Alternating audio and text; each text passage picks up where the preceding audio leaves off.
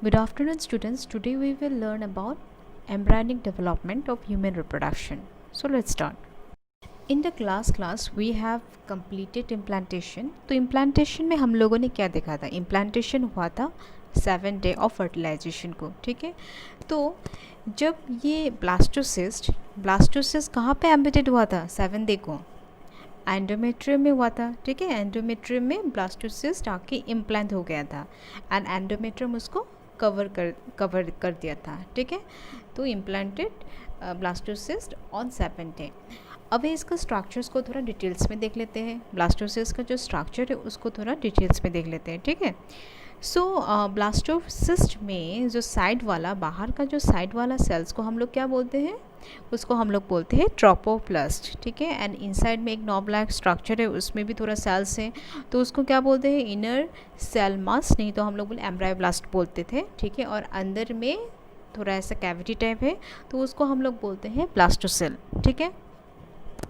Okay, सो 7 day में तो embedded हो गया ब्लास्टोसिस्ट एंडोमेट्रियम में, ठीक है। तो 8 डे में कुछ चेंजेस होता है, तो वो देख लेते हैं ब्लास्टोसिस्ट में क्या क्या चेंजेस आते हैं। तो ब्लास्टोसिस्ट का जो डायग्राम है, जैसे कि बाहर में सेल्स था एक लेयर, ठीक है, तो उसको हम लोग ट्रोपोप्लास्ट बोलते हैं। एंड बीच में क्या था? एक नॉब लाइक स्ट्रक्चर था, उसको बोलते हैं हम लोग इनर सेल मास बोलते थे, ठीक है। तो जो ट्रोपोप्लास्ट है, ये ट्रोपोप्लास्ट स्टेप 1 में आप लोग देखिए, आराम से देखिए। ट्रोपोप्लास्ट का चेंजेस हम बताएंगे अभी। जो स्टेप 1 है यहाँ का डायग्राम में, वो देखिए पहले, ठीक है। जो ट्रोपोप्लास्ट का जो सिंगल लेयर था, वो अभी यहाँ पे क्या होगा? कन्वर्ट हो जाएगा 2 लेयर्स में। इसका एक इनर लेयर होता है और एक आउटर लेयर होता है, ठीक है। इनर लेयर में प्रॉपर सेल्स है and is known as cytotrophoblast. Levelling किया हुआ है मैंने, अच्छे से देखो आप लोग। स्टेप 1 में साइटोट्रोपोप्लास्ट, ठीक है, एंड इट्स प्रॉपर सेल से बनती है।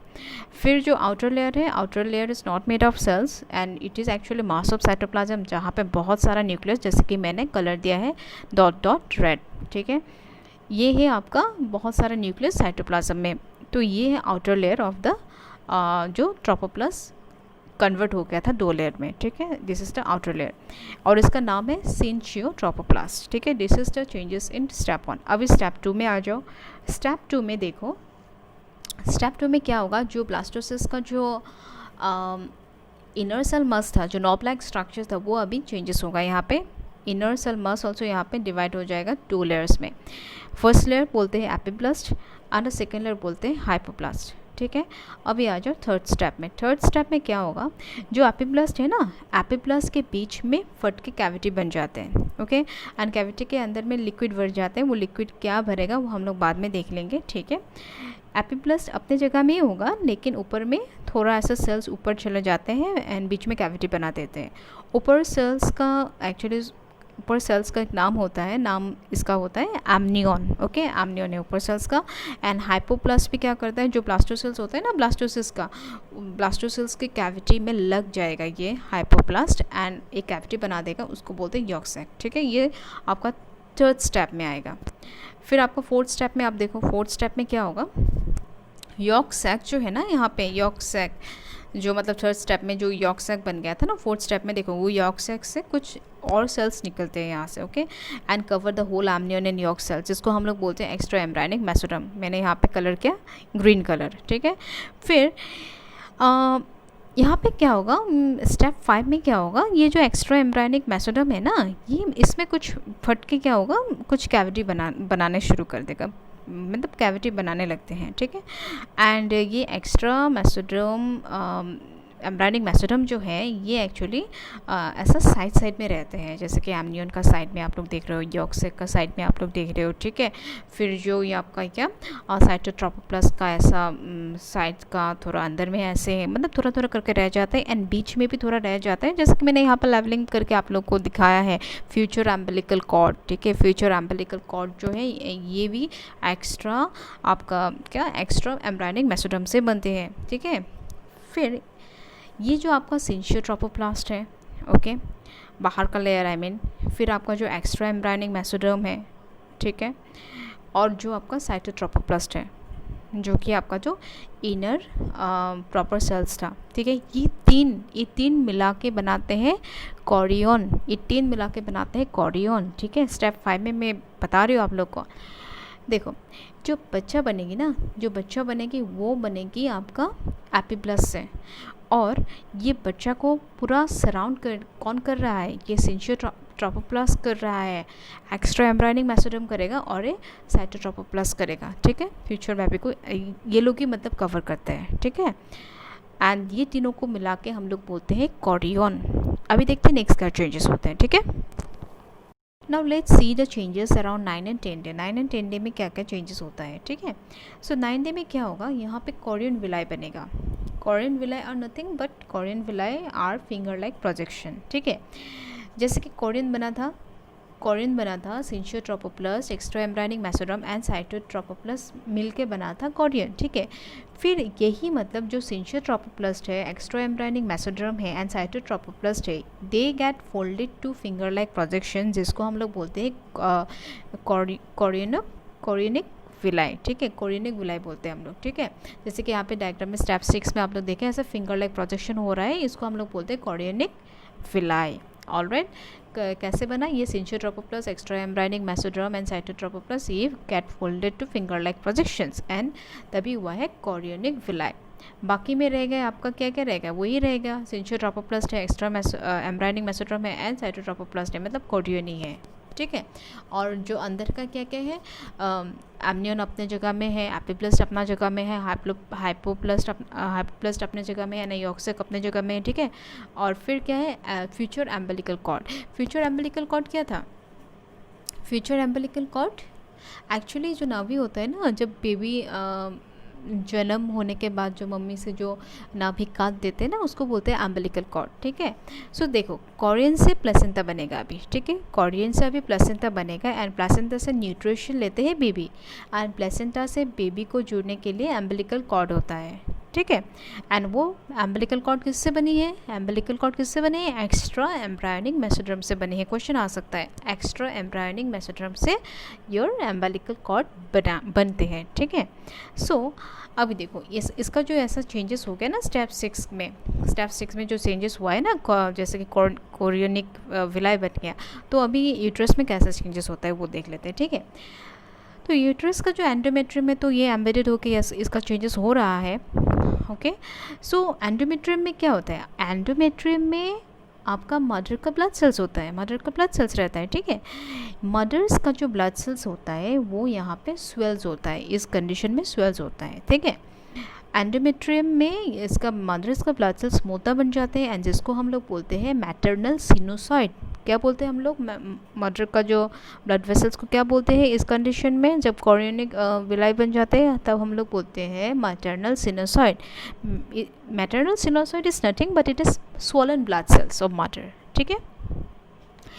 ब्लड वेसल्स स्वॉल्स होके फिर क्या होगा, सिंशियो ट्रोपोप्लास्ट जो है उसमें क्या होगा, उसके अंदर ये ब्लड डालते हैं, ठीक है। ब्लड वेसल से सिंशियो ट्रोपोप्लास्ट के अंदर में ब्लड डालते हैं, ठीक है। ब्लड मतलब पोर होते हैं यहाँ पे।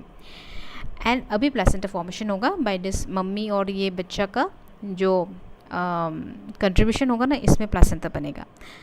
Placenta is form by 2 individuals, तो एक जो है बच्चा उसको भी कुछ कंट्रीब्यूट करना पड़ेगा एंड मम्मी को भी कुछ कंट्रीब्यूट करना पड़ेगा, तभी प्लेसेंटा बनेगा, because placenta is form by 2 individuals, ठीक है। तो यहाँ पे बच्चा क्या कंट्रीब्यूट करेगा, बच्चा यहाँ पे कंट्रीब्यूट करेगा कोरियन विलाई, ठीक है। जो फिंगर लाइक प्रोजेक्शन जो है वो कंट्रीब्यूट करेगा बच्चा, ठीक है। और माँ क्या कंट्रीब्यूट करेगा, माँ अपना ब्लड को कंट्रीब्यूट कर देगा, ठीक है। फिर प्लेसेंटा फॉर्मेशन हो जाएगा, ठीक है। तो देखो सिंशियो ट्रोपोप्लास्ट क्या था, हम लोगों को पता था कि सिंशियो ट्रोपोप्लास्ट एक साइटोप्लाज्म का मास है, साइटोप्लाज्म है, ठीक है। तो सिंशियो ट्रोपोप्लास्ट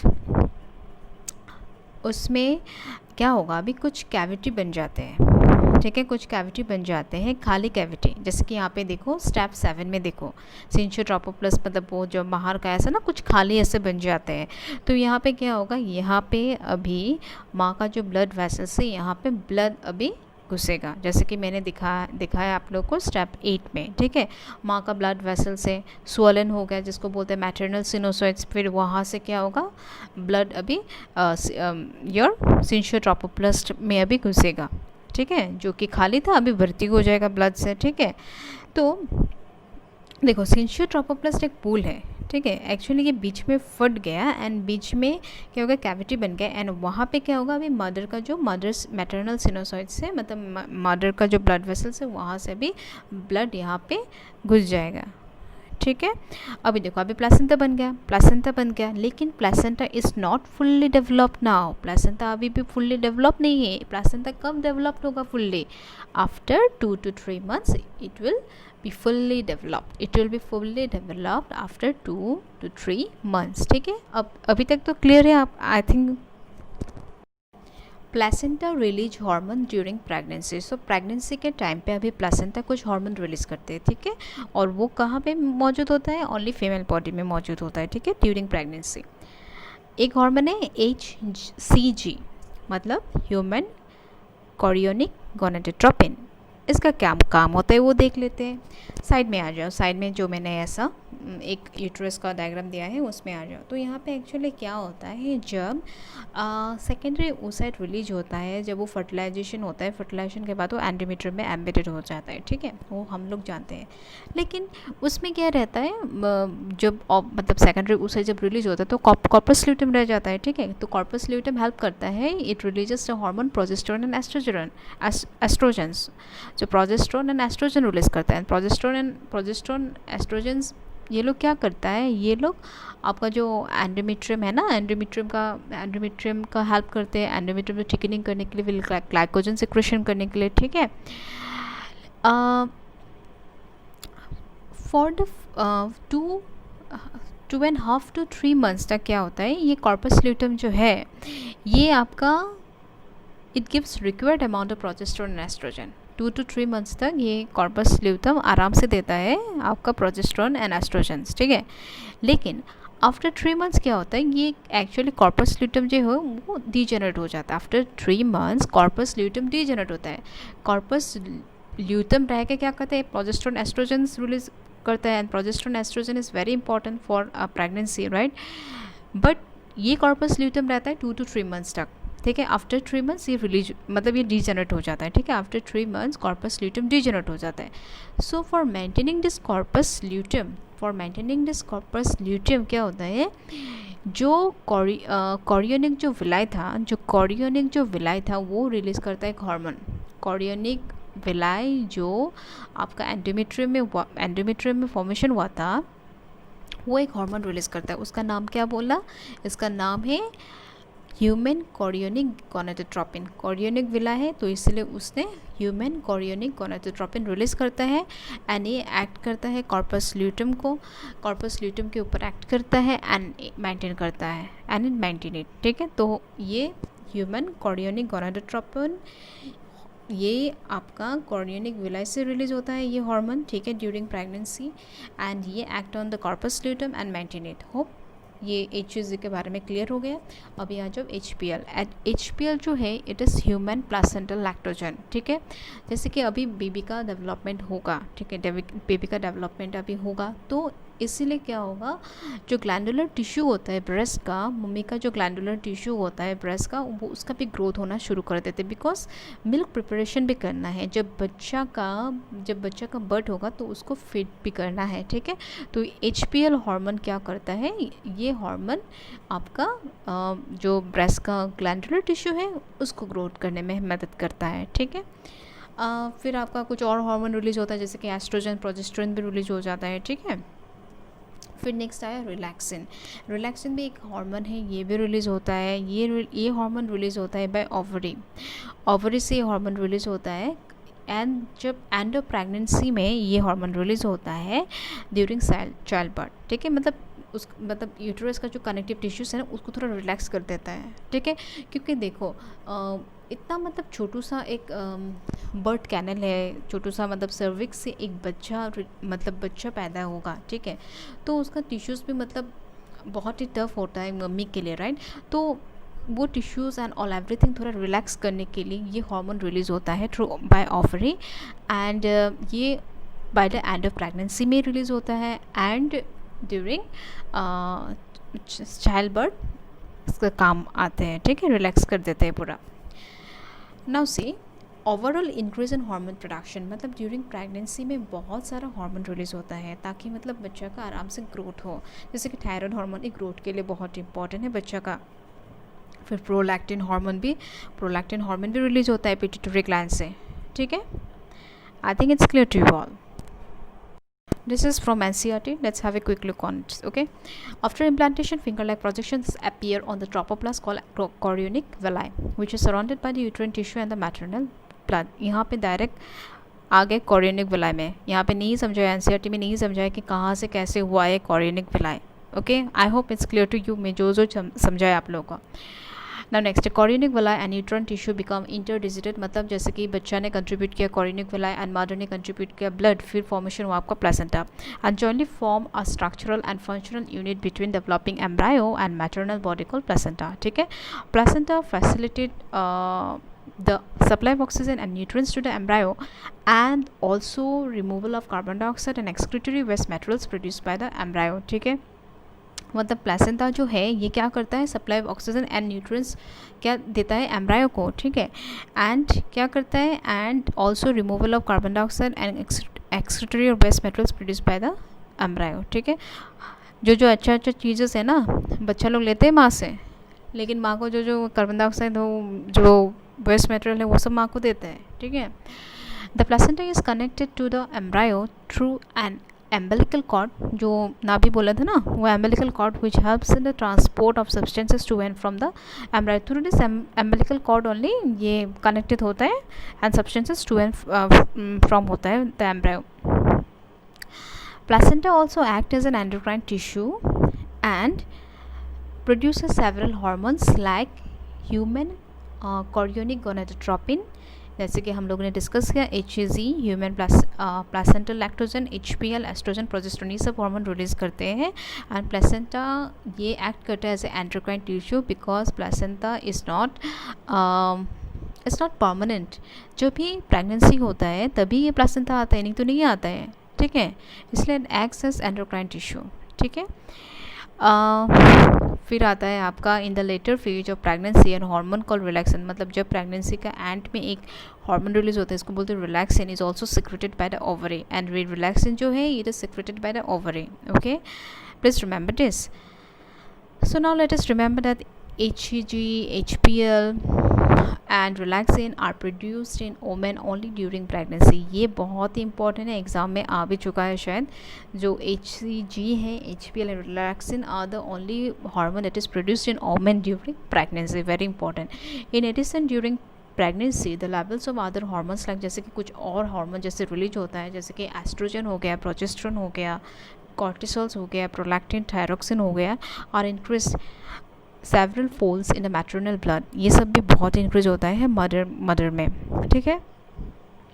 increase production of this hormones is essential for supporting the fetal growth. और ये सब बहुत इंपॉर्टेंट है बच्चा को ग्रोथ के लिए. ये सब हार्मोन्स मम्मी में ये सब हार्मोन्स इंक्रीज होना चाहिए, तभी बच्चा का ग्रोथ के लिए भलाई है. ठीक है.